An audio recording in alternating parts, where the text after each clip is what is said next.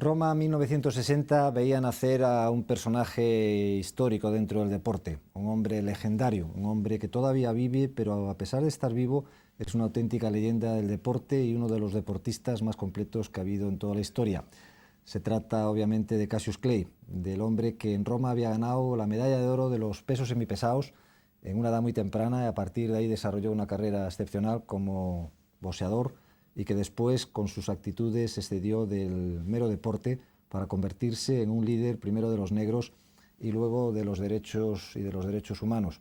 Un personaje singular, un personaje que hemos en las últimas semanas examinado parte de su vida y que hoy vamos a completarla.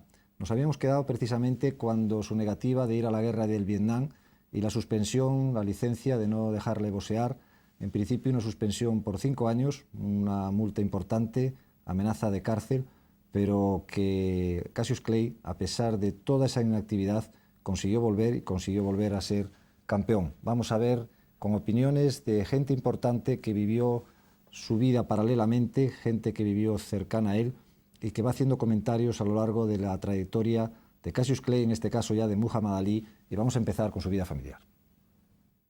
I'm not having no trouble out of you. There ain't but one big mouth in this family. There ain't gonna be but one big mouth in this family. His next wife was, her original name was Belinda Boyd, but her name was then changed to Kalila. Do you fight?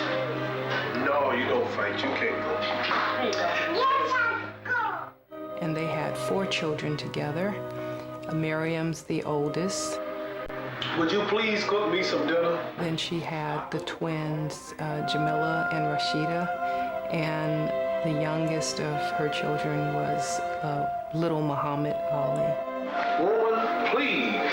Is the food ready? Yes. Come on, let's go eat. My father's wives do share one thing in common. They're very beautiful. They have sweet dispositions. They're 1967, when Ali was indicted, tried, and convicted for draft evasion, exiled from the ring. No sane person would have bet that he would ever fight again. No sane person would have bet that he would ever reclaim the World Heavyweight Championship. And definitely no person, sane or insane, would have bet that he would finish the 20th century as the most beloved, revered sports figure in America and in the world. I'll never want to fight again if it means I'll have to sell out or maybe Uncle Tom or be a compromiser, I would say. On those terms, never. Nixon most definitely wanted Muhammad Ali sent down for some serious prison time. But the Supreme Court judges took a slightly more realistic view. And they realized that locking up one of the biggest heroes of the anti-war movement, and indeed someone who had a global following, particularly among people of color, measuring into the many hundreds of millions, was not a very smart idea.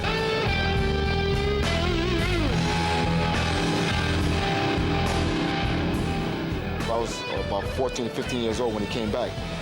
There was a sense of pride for myself as a black man in America. Whether he's fighting somebody black or white, it didn't matter. He was our hero.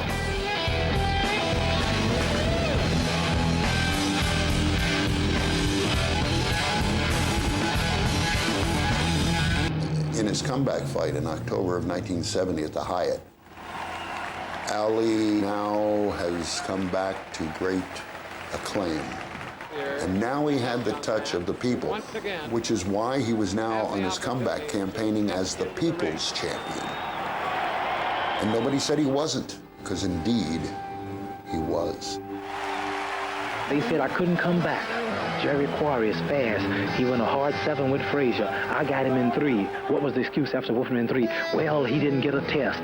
We don't know if he could go the distance. All right, here comes Bonavino. This is his test tonight. All I'll say to all of my fans out there, I don't encourage nobody to bet, but please don't put nothing on Joe Frazier.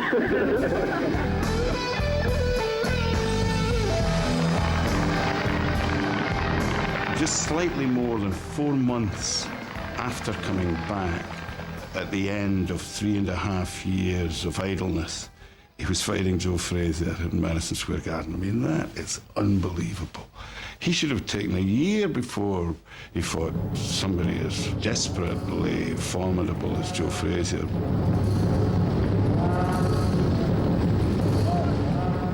fought before this. These people didn't come. Fight fans came in the garden. Garment center people came. Blacks who saved their money and sat in the balcony came. But now all of a sudden the limo crowd is there. He's their hero now. Why? He beat the man. He knocked the government on its ass. Now there are all these people have joined the ranks of Muhammad Ali fans. You never heard a word from the announcer. It was just a roar. It was a cavern of roars. And no choir master to wave it off. It just kept building and building. Hey, Angelo. Yeah, Frank Sinatra snapping my picture. Ain't that nice? And the fight acquitted the buildup.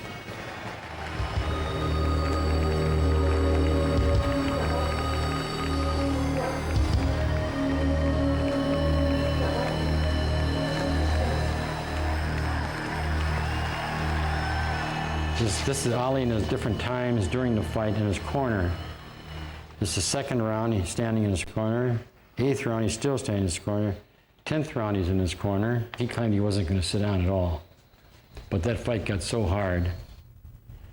12th round, he's sitting down for the first time. And then he's getting ready to come off for the 15th. 15 and final round. Ali comes out for the start of that round. It's bang, bang, bang. And he's got Frazier backing up. And in the beginning of that round, Ali is dominant. And he's screaming, fall. You have to fall, fool. Don't you know God has said, I will win this fight. You cannot stand up against God. Fall, fall. And with that, Frazier, who pays very close attention to this, slips a punch, steps inside, throws that left hook and says, well, God is going down on his ass tonight.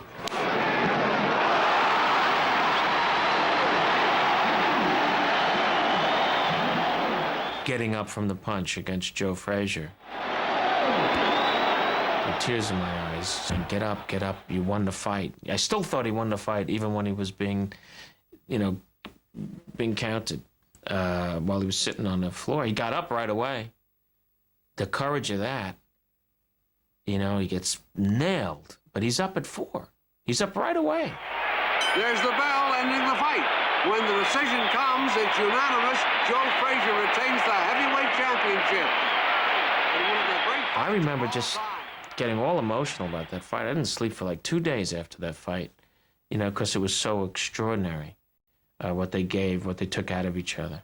After the fight, I chanced to go back into Muhammad Ali's dressing room, and he was sitting there straight up on the dressing room table, a towel over his head, his face looking bloated as if he'd just eaten a whole bag full of walnuts unshelled. And a crowd around him looking as if they'd just been at a wake, and there was one woman's head hugging him, almost on his lap, crying, and it was Diana Ross. That's what he meant. Diana was extremely upset. She was tearful, and I remember her jumping up, running back to his dressing room. I thought she would never get in, but he later said that when he looked up and saw her there and she was like crying or something, he was had some feelings about that. But people were very, very upset that he had lost. But the aftermath had, just like the stone that hit water, it kept growing and growing. And with it, too, the legend of Muhammad Ali, who had given everything he had and more in a losing cause, and didn't complain, and didn't alibi, and didn't make up any excuses. The winner in that fight became the loser. The loser in that fight became the winner. The heroism of his performance, the grace of how he handled defeat, left no option to any reasonable person but to accept that this was somebody utterly exceptional.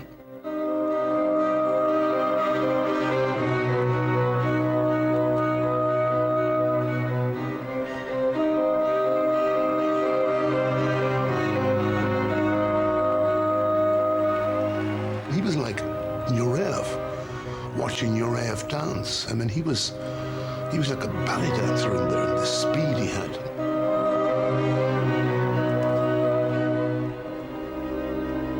He was good, and Muhammad Ali was great. And I told Ali, I said, don't you hurt Jimmy. And I told Jimmy, I said, don't you hurt Ali.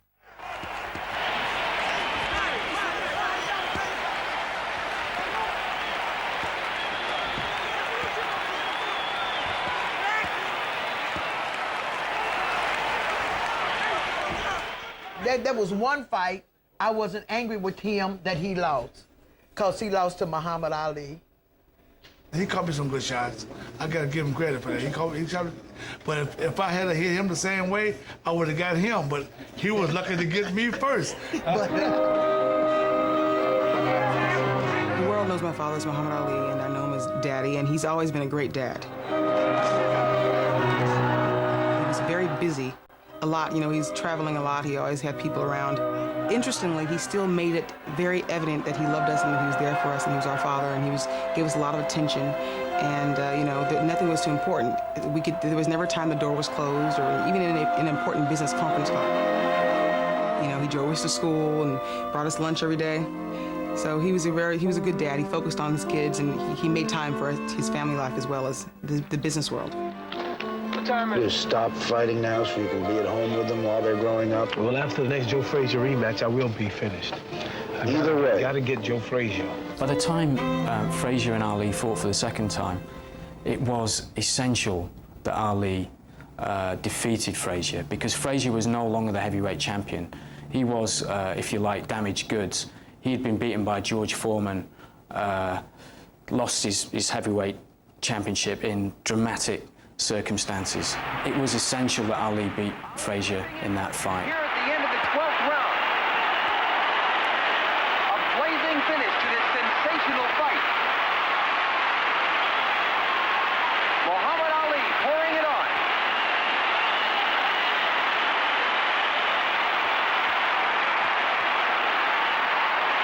Ali lightning fast here in the 12th round. He had to get into the ring with somebody who held the title. The title belongs to a guy named George Foreman. If you looked at George Foreman, you said, this is truly the beast that swallowed Tokyo. When he's matched up against George Foreman in the Rumble in the Jungle, we fear for his very life. And yet he goes over to Zaire and he captivates the crowd and captures them over with his charisma. And they're shouting in Zaros language, Ali, kill him, Ali, Boombaye. For Foreman, they have nothing. For Ali, they have everything. Muhammad Ali, at that point, was on the cusp of becoming the most popular man in the world.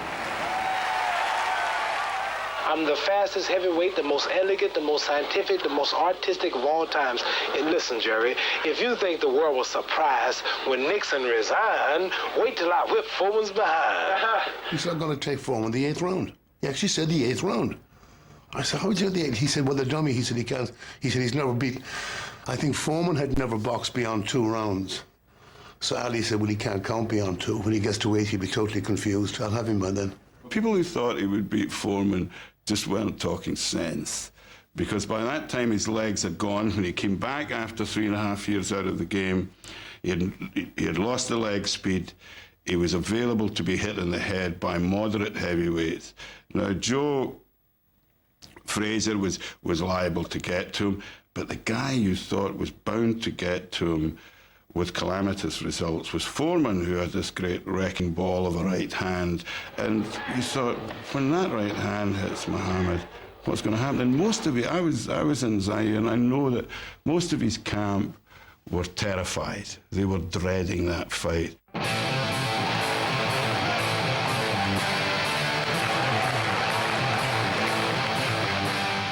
I used to go to the Apollo in Glasgow, the big concert hall, and they would beam the fights in. And I would get a big box of booze, and we would get a box, a theatre box, me and my pals, and we'd sit and get sloshed.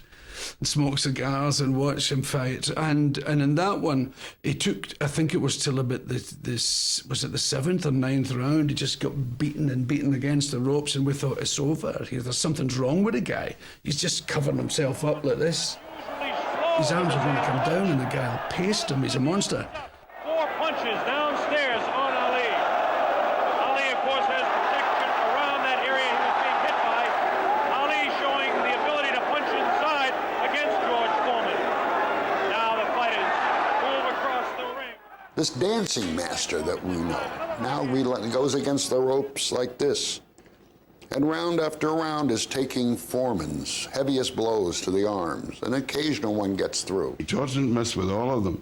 George hit him with some terrible... I mean, I was watching the first 3 rounds virtually through my fingers. In the 3rd round, George straightened the left hand and he hit him full in the face. And I mentioned it to Ali afterwards. He said, oh yeah, that was one of those. Boing. Foreman on the left of your screen, Ali on the right. Ali leans up against the rope. Right hand taken on the gloves by Ali. There's a real wild right hand taken in the back of the head of Ali. Foreman with a wild right again. Ali looks like he's trying to rest in this round. His punches are not doing any damage, though. This goes on 4 or 5 rounds, and you can see Foreman, like a water hose that's been turned off, flaccidly going down, down, down. And Ali shouting, is that as hard as you can hit? And Foreman trying harder. If he was an actor, you would have said this man's the greatest improviser that ever walked on the earth. Because he took the moment, somehow knew the whole thing, could see it all in one, and himself in it, and then found a way to improvise on what would fit into that given moment, which is like an actor doing a scene. 1 minute left in round 5. This is George Foreman's round all the way. Ali, this is a cruising round for him. Foreman wailing away. Beat him up the 1st round, beat him up the 2nd, 3rd, 4th. But he's still there talking to me in the 5th. That's all you got? I said, what in the world have I ran into? This guy was still confident. He was getting more confident. I had a fight on my hand. Another sneaky right hand. This time he worked over the shoulder of Foreman. Next thing you know, he hit me with a 1-2 combination. I was down on the floor. I got ready to get up. My manager told me to get up. When I jumped up, the fight was over. I had lost my title. Never been so devastated in my life to lose the title and to the most braggadocio in the world, Muhammad Ali. Took me a long time, maybe a year before I could sleep again.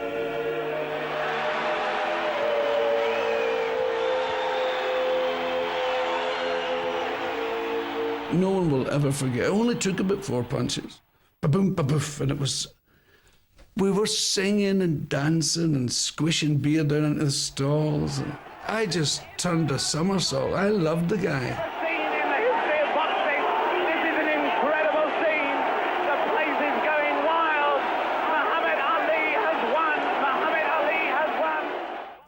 Muhammad Alí, un hombre que era capaz de hacer llorar a Diana Ross y a Billy Crystal y parecer un bailarín como un Nureyev, como decía Roth Steiger.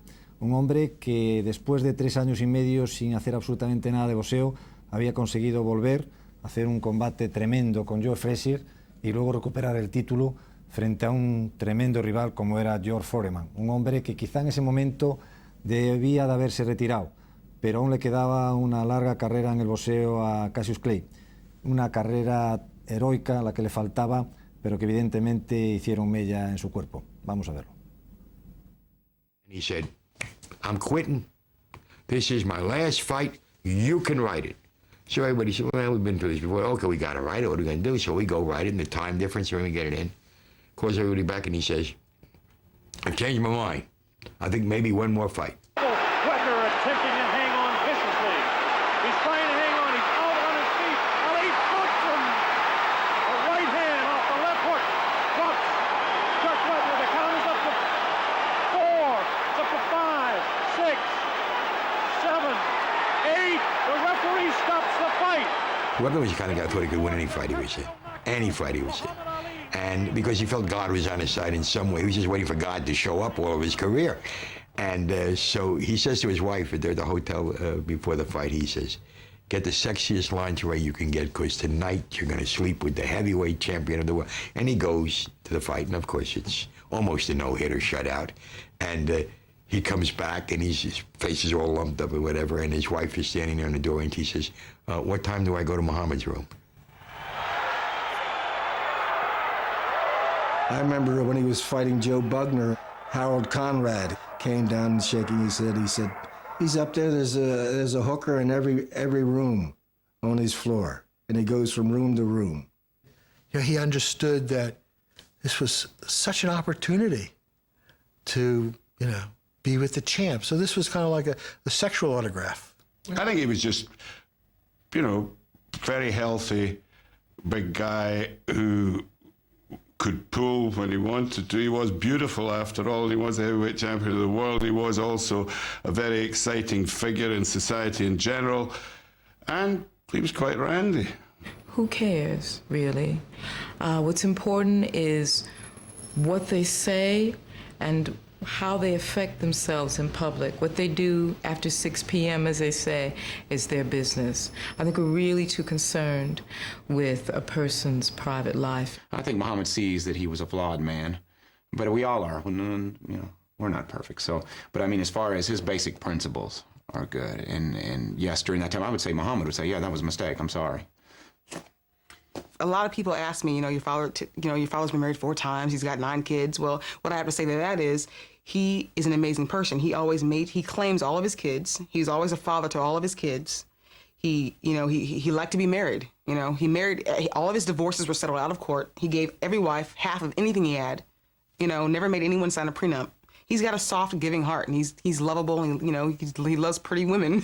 And I'm glad because we're all here.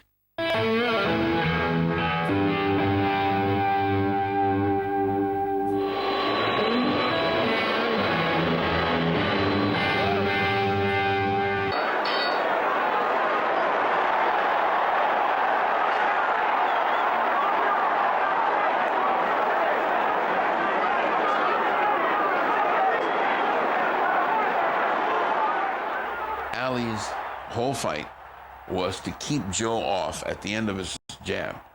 Joe's thing is to get under here, move this aside and get here. By the 14th round, he had paid the price so many times he can no longer get under there. His face looked like it exploded. Looks like a hand grenade, and his eyes were all screwed. He couldn't see him. Frazier's hurt. Frazier's badly hurt. He had so much fluid and blood in his face that it was just squishing around. And then every once in a while, when you had him all set up, he'd land that right hand, and Joe would go back on his heels. Problem solved. Frazier was within a punch or two of going down. The doctor comes up and looks at Frazier. Frazier was a blind man groping for him, and Eddie Futch stopped it between rounds. An act of compassion rare to boxing. I think it's going to be over. It's all over. Futch, one of the great trainers in the world, who had seen 4 fighters killed in the ring, decided it wasn't worth it and said, "Sit down, son, it's all over."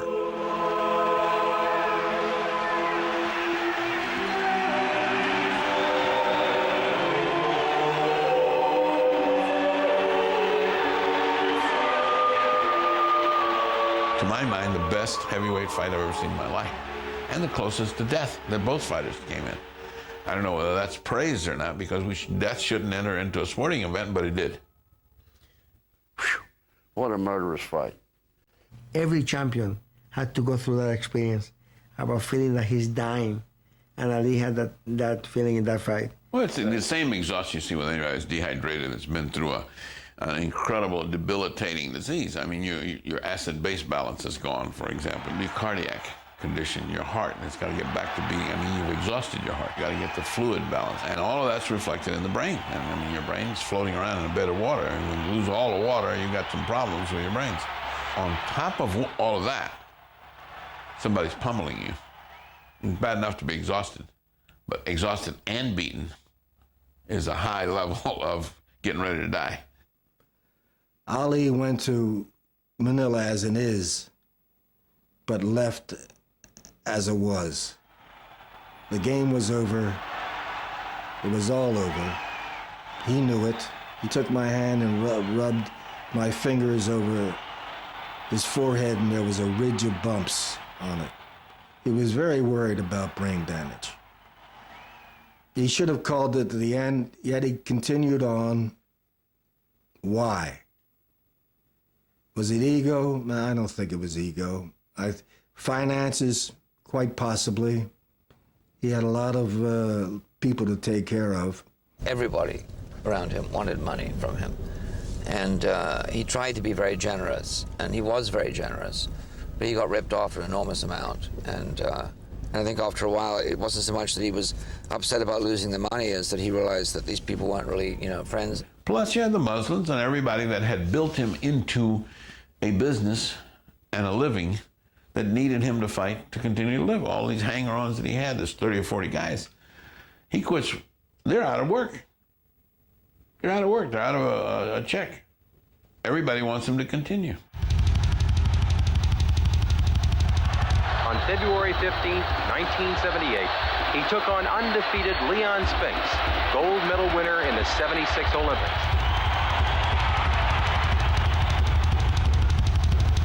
Am I really the greatest of all time? Of all time? Am I really the greatest of all time? Here they are again, right in the middle of the ring. Ali should be punching with both hands, but instead it's Spinks that comes back and he's throwing everything he's got in both punches. Ali is covering up. Ali should be fighting, but he's not. Here comes Spinks again. He's doing what he's done for 14 rounds, punch with both hands as hard as he can. Ali It was clear that Ali was over the hill ×3, and that he couldn't find his prime in his rearview mirror behind him. So he went on and on, like an actor who's stuck in a play and has to go on playing scene by scene by scene. It's like a drug.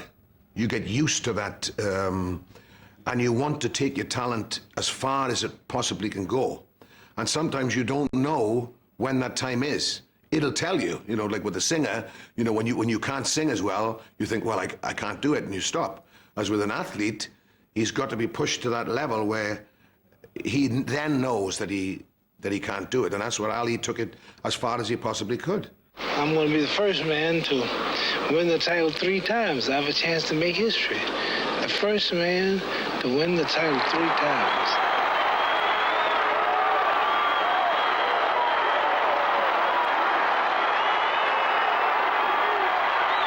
He's going to show everybody he is there all the way. The most shocking. And he is dancing. Round 14. That's the most shocking thing.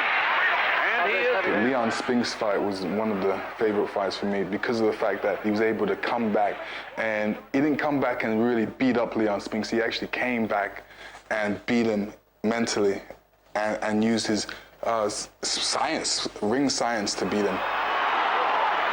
That is about it, folks.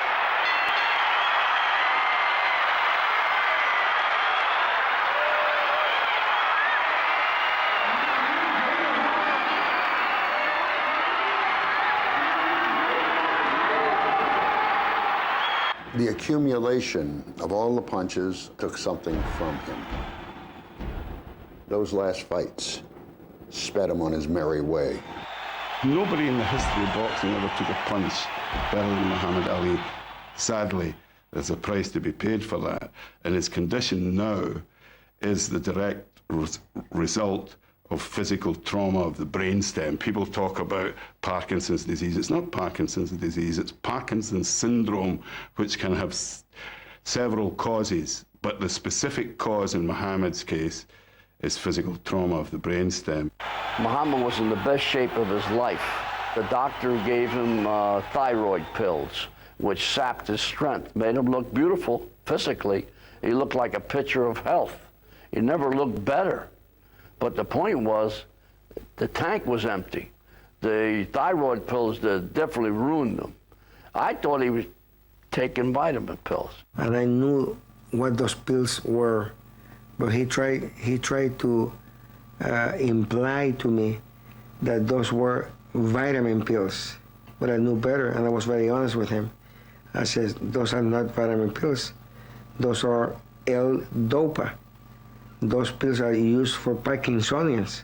My father, who was a Parkinsonian for 27 years, was one of the first 15 people in the world to be tested with that pill. So I knew that pill. Ali was taking L-Dopa when he fought Larry Holmes.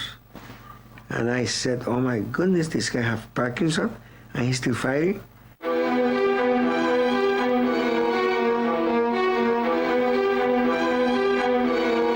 Holmes would hit him and the perspiration would fly off his face 2 feet. I mean, it was just wham. It wasn't long until it was obvious to me, hey, something's wrong. My man's not himself. And I sat there and watched my friend get beat up bad, and to the point that I thought he would definitely get hurt. He took his beating, as any person who practices that quality of integrity does. And in so doing, again, even in defeat, people will say, what a guy. You inspired me. Whereas if you quit, and he's sitting on the edge of this bed. His feet are hung over. And he can't lift his head. He's looking down like this. So I get down on my knees on the floor, and he's on the bed. And I'm looking up at him, and he's looking down at me. And I'm just absorbing the pain of what's just happened, and that this is my friend, and I'm distraught. So tears start rolling down my eyes. He takes his hand, puts it on my face,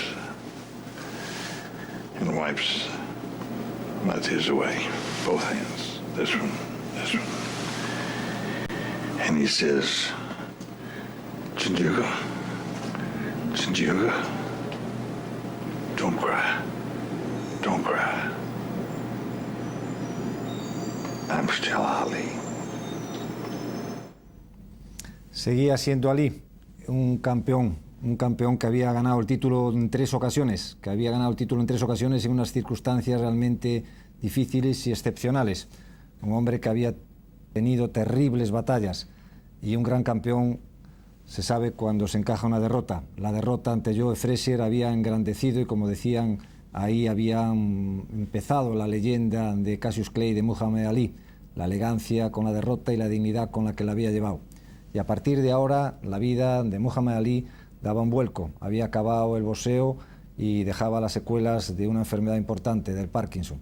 Sin embargo, Muhammad Alí la enfrentó con una dignidad extraordinaria y se llevó pues el reconocimiento en otros Juegos Olímpicos. En Atlanta, el honor de encender la antorcha olímpica, de ser capaz de, venciendo a su enfermedad, lograr encender la antorcha olímpica y también tener el reconocimiento de que se le diese una copia de la medalla de oro que había ganado en Roma. Medalla de oro que había tenido en un gesto de arrebato y de dignidad, protestando por la segregación racial que había en aquel momento en su país, la había tirado al río Ohio. Y Juan Antonio Samaranch, en ese momento presidente del Comité Olímpico, le restituyó su medalla en Atlanta. All of my boxing, all of my run around, all of my publicity, it was just the start of my life. Now my life is starting. Fighting injustice, fighting racism, fighting crime, fighting literacy, fighting poverty. Using this face that the world knows for fame and going out and representing truth and helping certain causes. Boxing was just the dressing room, and the stadium is the world of problems. Boxing was just to introduce me to the world. Now, they say life starts at 40, right? You ever heard that? I sure have. I'm 39.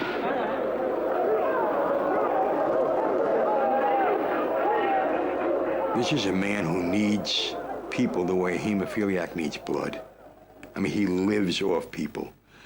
Probably still does, but certainly did during all those years when we were close and the circus was going on and the drama and the tension. I mean, had to have people. The press followed him everywhere, hence he had global communication. No matter where he went, if he went into a sewer, they were going to go down and take a look. Africa, anywhere. The bad part of that was they did that because they could make money off him. The good part was he knew it and used it to reaffirm certain human beliefs that must not be forgotten. The Ali icon, ironically, created as an icon of resistance, and that was its power. That's why people wanted Muhammad Ali's picture up on the wall. Now it became something that was extremely profitable. And now suddenly Muhammad's comet is blazing through the air again.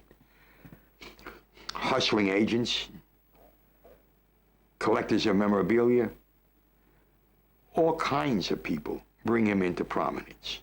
Suddenly he is everywhere.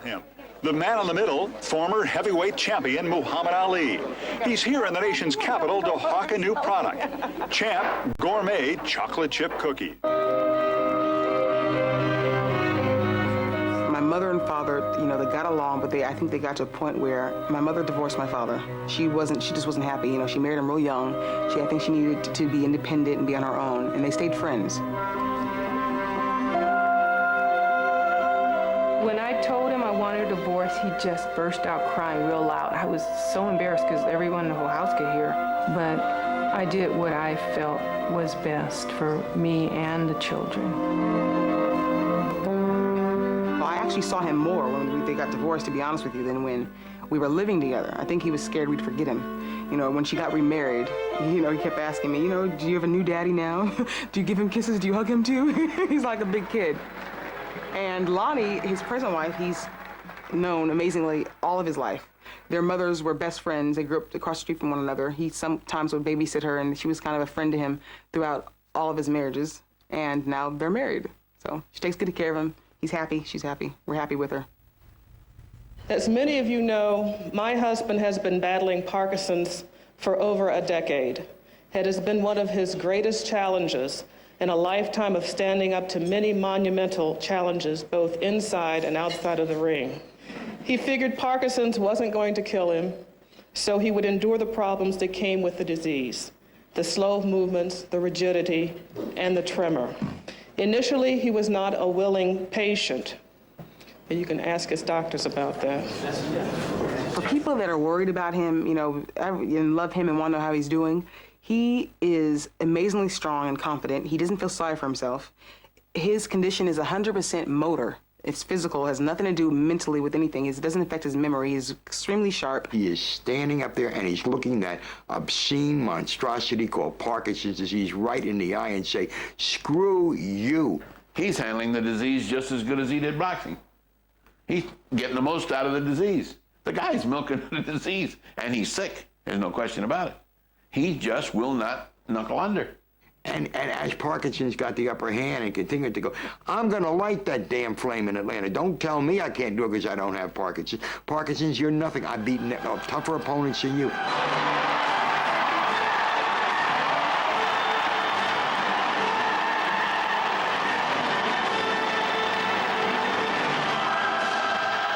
I watched it and I said, dear God, let him be able to light it.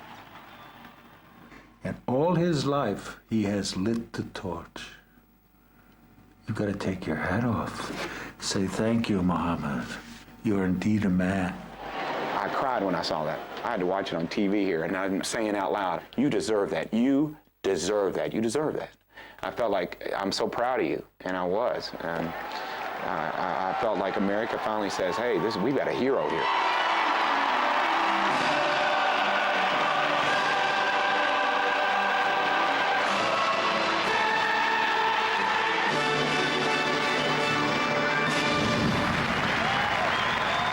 His physical infirmities, he did light the torch, and it was a very moving moment. And remember that what happened there was that he was actually given a new copy of the Olympic gold medal that he had first won in 1960, but which he had flung into the Ohio River in protest against segregation in America. Even if I disagreed with society, and I had a gold medal from the Olympics, I wouldn't throw it away. I wouldn't have the fortitude to believe that much in myself and go, there you go, It was just such a massive thing to do. One of Ali's great achievements was, of course, that he liberated the earnings potential of black sports performers. So nowadays, particularly in the United States, sports stars from the African-American community are making mind-blowing sums of money. I mean, sums of money that are greater than the entire gross domestic product of whole African nations. The paradox of this is that in doing so, they have grown further and further away from the communities they come from. And that means it's harder and harder for them to play in any meaningful way a representative role. And I'm not sure we could see another Muhammad Ali now. I first met Muhammad Ali back in the 70s. What can I say about Muhammad Ali that he hasn't already said about himself? He is the most extraordinary of men. This guy means so much to us. He means so much to people, no matter what your religion or color or what you believe about certain things. He now, you know, grabs you. He's Buddha walking. Ladies and gentlemen, Sports Illustrated Sportsman of the Century, Muhammad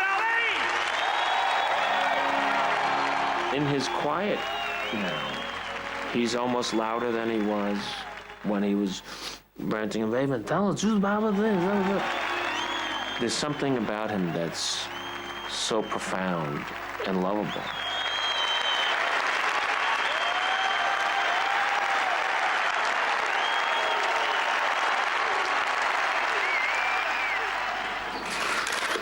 Recently, Muhammad was named as one of the 9 messengers of peace for the United Nations. In addition to this, we have committed a good deal of our time and focus on the Muhammad Ali Center in our hometown of Louisville, Kentucky. Its goal is to inspire people to be in earnest of their pursuits, of their full potential, to believe that they are the greatest.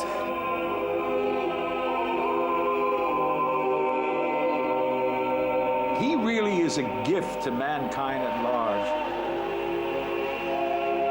This man spiritually represents the essence of honor that should exist in all of us. Muhammad Ali was a role model, as was Moses and Jesus Christ and Muhammad, Nelson Mandela. It wasn't excitement that he created, it was joy. That's a pretty extravagant gift. I think he was a great, joyful manifestation of how wonderful the human spirit and the human body, of course, can be.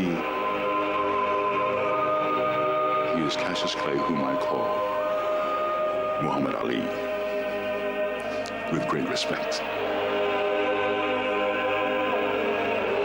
When I hear a boxer speak about life itself, then I will know, we have not seen the last of the boxing masters. I'm proud, actually, to live in Ali's time, to have been a part of his age. He was so vibrant, and he was so much a part of our growing up, that of all people, we didn't want to see him get old. That's the shame of his condition today. But to ask Ali, do you regret where you are now, as I have? He said, if I hadn't boxed, very lighter voice, I'd still be a sign painter in Louisville. He doesn't regret it. I don't know why we do. Cassius Clay, con gran respeto, Muhammad Ali, un hombre al que decía Rothsteger se descubría. Nos descubriríamos nosotros si tuviésemos la cabeza cubierta, decía, la esencia del honor, un regalo, un hombre que realmente hace sentir pues, el patrimonio de los valores que puede generar el mundo del deporte, con una trayectoria absolutamente maravillosa, con una dignidad, una ética y unas condiciones humanas llevadas al límite, al máximo en todos los aspectos. La verdad es que es uno de los personajes que engrandecen el mundo del deporte y el mundo de los Juegos Olímpicos.